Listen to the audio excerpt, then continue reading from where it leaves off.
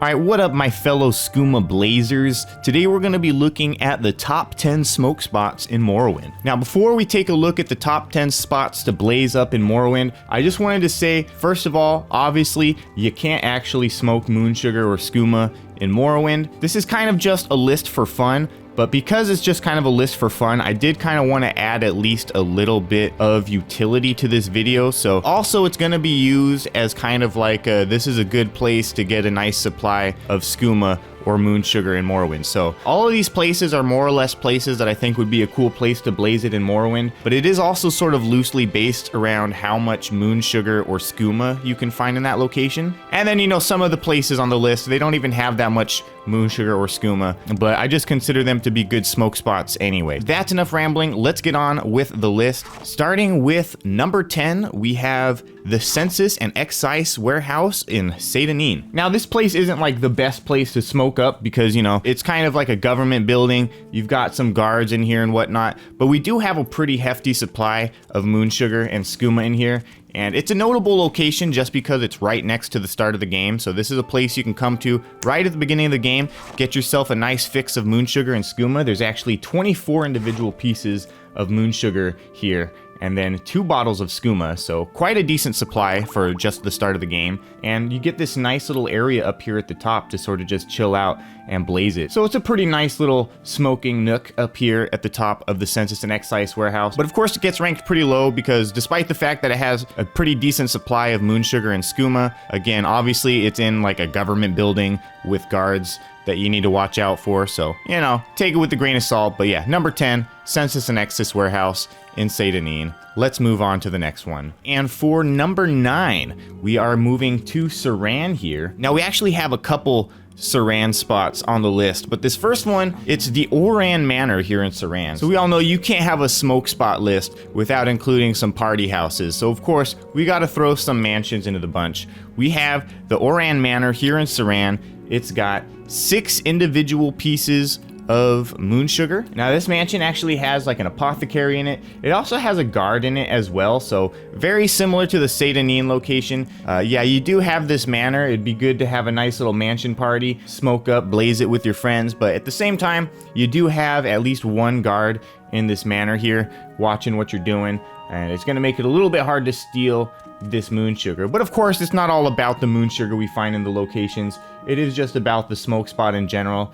And, you know, you gotta throw a mansion into the smoke spot list. So here's the Oran Manor as the first mansion or manor on the list. So yeah, neat little party house. It's a pretty cool smoke spot, but it is a little bit on the sketchy side because of the guard there. It is not a government building like the Census and Excise warehouse, so it does have that going for it. So it ranks slightly higher than Seyda-Neen just for that reason. But it is still a kind of sketchy location, despite the fact that it's a fun little party house. So yeah, number 9. Moving on to number 8, we have the first plantation on our list. And you know those plantation workers, anybody who's a hard laborer, you already know they're blazing it up. So yeah, this next location is the Barrat plantation just outside of Vivec. You got a whole bunch of the orc homies in here that are just ready to blaze it. And you've got 16 moon sugars in here, as well as a pretty hefty supply of skooma that's scattered around. And this is actually a pretty nice building. It pretty much resembles a manor or a mansion. So again, nice little party house. You've got some people to party with, mostly orcs. But there is kind of one issue, and that is that they do get aggressive if you go down into this room. So it's a sort of aggressive place to blaze up. But again, you have a pretty decent supply of skooma here. You've got what looks like 8 bottles, I think, as well as the 16 moon sugars. So plenty of stuff to blaze. Of course, you got the skooma pipe on the table, so you already know they're just ready to blaze it down here. It's just, unfortunately, they are a little aggressive here, so it does get ranked a bit lower for pretty much that reason. Of course, there's no guards or anything here. It's not a government building, so that's nice. But, you know, a bunch of aggressive people are not always fun to smoke around. So we listed a little bit lower on the list here. But that's also nothing a calm spell can't take care of. So, you know, Why don't you calm these people down and blaze up, right? Nothing too special, a little bit aggressive, so it gets ranked sort of low as number 8. Next up, we have number 7 here in Vivec at the Hallu Canton. Much like the mansions on the list, you can't have a list of smoke spots without adding some clubs to the mix here, so this is actually the first of 2 clubs on this list, and it's the no-name club in Vivec at the Hallu Plaza. Now, this club isn't too exciting, but it is a club, and it does have a supply of 24 moon sugar scattered across these various barrels and boxes and whatnot. And you've got plenty of fellow skooma blazers in here to blaze it with. So it's a pretty quaint little club. Nothing too crazy going on like other clubs in the game, but this one does have at least a decent supply of moon sugar at 24. So even though it's pretty boring for a club, there is a pretty decent supply of the goods here. So overall, it ends up being a pretty good place to blaze it just because of the supplies and the fact that you got so many other fellow blazers in here. It just ends up being a pretty radical place to blaze it overall. But yeah, honestly, not a whole lot to this one other than the fact that it's a club and it's got a decent supply of moon sugar. Next up for number 6, we have another plantation. This time we have the Dren Plantation. Now, the Dren Plantation has a pretty massive supply of moon sugar. This is gonna be a little bit of a compound one because it's all part of the Dren Plantation. But the shipping house, gonna have a massive supply. Gonna have 46 moon sugar in the shipping house here. Not really the chillest place to blaze it, but we do also have the storage shack, which has 45 moon sugar in it. It's a little bit more quaint. You might argue that it's a little bit more chill to blaze it, but really the true star of the show here is gonna be Dren's Villa because, you know, of course, it's a mansion. You know, you gotta go to the party house to party. It may only have 15 moon sugar in the party house, but that's why you hit up the shipping house and the storage shack first, and then you go to Dren's Villa to blaze it up with all the fellow skooma blazers. Similar to the Barrat Plantation, there is gonna be a little bit of hostility here, so you're gonna have to play your cards right, honestly. Other than that though, it's a pretty chill place. You've got a lot of other fellow skooma blazers, so you're not gonna be lonely here, that's for sure. Other than that, not a whole lot to it. Whole lot of moon sugar and skooma to find, and a whole lot of people to blaze it up with, so it ends up being a pretty chill location, other than a little tiny bit of hostilities here and there. Plus, of course, you get to blaze it up with the Dren Bros, so it's hard to beat that, right?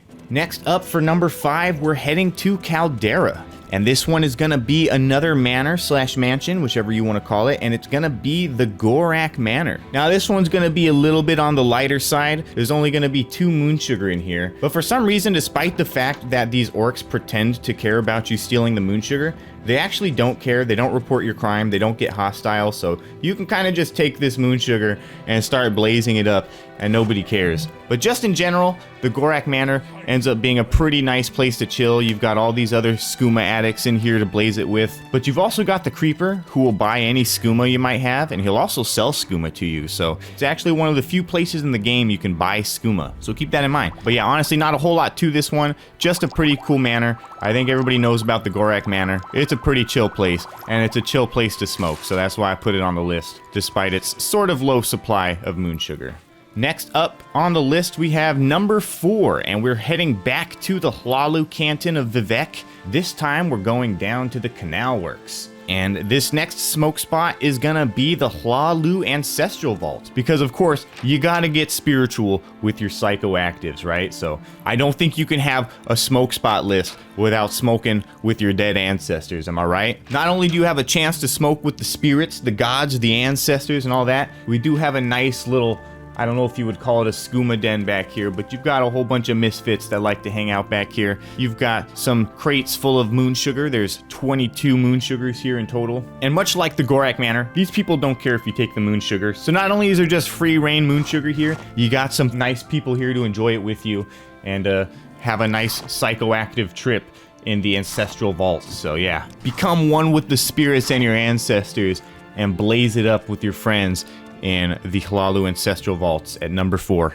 Alright, so we have now made it to the top 3 smoke spots in Morrowind. For number 3 on the list, we actually have Falvalo's Endeavor in Voss, which is gonna be my stand-in for a yacht. Obviously, this thing doesn't look super yacht-like on the outside, but you know, you can't have a smoke spot list without having a yacht party, so we need a yacht to blaze it up on here. Now, there's actually a couple decent contenders here, and both of them are pretty neck and neck, honestly. with Favolo's Endeavor just being slightly better. So we are going to have an honorable mention here in a second. But yeah, the Favolo's Endeavor has a total of 53 moon sugar. So it's a pretty hefty supply of moon sugar. You do have this one rat down here that's hostile. But other than that, it is kind of lonely down here. You'd have to bring your own friends, of course. But, you know, nothing really beats a yacht party with some moon sugar. So I think overall it ends up being worth it just for the fact that, you know, yacht, right? You know, you gotta blaze it up on the yacht. Am I right? Am I right? But yeah, so we actually have two different quote unquote yachts that have very similar stats. This one ends up being better just because it ends up having slightly better lighting. But yeah, no, we are gonna have a bit of an honorable mention here,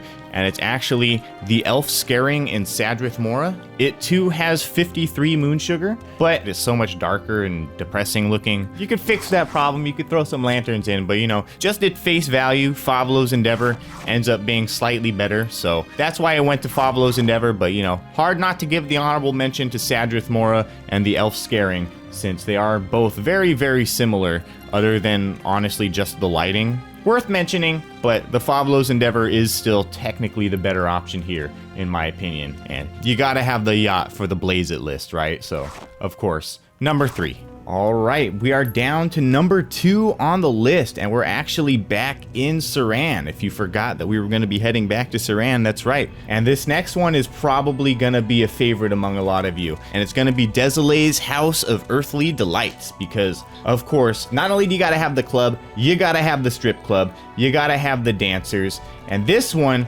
is ready to roll. We've got the Khajiit in here, so you already know these guys are ready to party. You've got skooma sitting on almost every table. You've got just one measly moon sugar sitting about. But the fact that you've got the moon sugar and the skooma just kind of sitting on tables, you've got the whole club vibes with the dancers and everything, it's pretty hard to beat it as far as like a nice party location goes. I don't know if it really gets any better than blazing up the skooma and moon sugar at the strip club with your Khajiit homies, right? Especially when everybody's doing it, man. You see skooma on every table here, man. Everybody's doing the skooma in here, so you already know it's a party. You even have the skooma pipe just nonchalantly sitting on the table next to the pile of moon sugar. Like, these guys are not messing around. These guys know how to blaze it, and for that reason, it's an obvious number 2 on the list. One of the best locations to blaze it in all of Morrowind is right here in Saran. Desilee's House of Earthly Delights. Let's go. And last but not least, we have the number 1 smoke spot in all of Morrowind. And maybe it was slightly predictable by my character here, but of course, it's the one and only Kaias House in Balmora. Now, there's not a lot to this place other than, of course, the clout of being Kaias House, but we do have some amount of skooma in here, I believe. We have 5 separate moon sugars to choose from. We have 1 on the table, and then there's some in the bag under the bed. We have the skooma pipe under the bed. It's just a famous location, you know. Everybody knows about Kaias House. Everybody knows about the skooma pipe under the bed. I think if you ask like anybody who played Morrowind for even half a second, they're all gonna be like, oh yeah, there's that one crackhead with the skooma pipe under his bed. So, you know, it's a pretty renowned location in general. But I think really just the legacy of Kaias House in general makes it the best smoke spot in all of Morrowind. Despite the fact that, you know, he is an undercover spy who doesn't actually smoke the stuff. I know. Gotta ruin it for you guys, but you know, it is still Kaias House, man. How can you deny that that's the best place to blaze it up in Morrowind? Anyways though, those are the top 10 spots to blaze up in Morrowind. Again, I know this has kind of been mostly a silly list. Some of it has been a little bit utilitarian as far as where some good places to find moon sugar and skooma may be. You know, obviously we're talking about smoke spots in a video game, so it's going to be pretty silly. But anyways, hope you guys enjoyed the video. Hope you guys enjoyed the list. Let me know what you guys think. If there's any other spots I missed or any spots that might be better, let me know what you guys think your favorite smoke spots in Morrowind are. I'm curious to know what you guys think, because, you know, this is just kind of my little random list that I came up with, looking at the list of different moon sugar spots in Morrowind and just kind of deciding, hey, which one of these are kind of like the best and fun locations to go to for like a blaze up list, right? So anyways, hope you enjoyed it. Let me know what you guys think about your favorite smoke spots. Hope you guys enjoyed the video. If you did, make sure to leave a like. It definitely helps me out. Make sure to subscribe if you want to see more of this content or my other gaming content, and I will see you guys in the next video.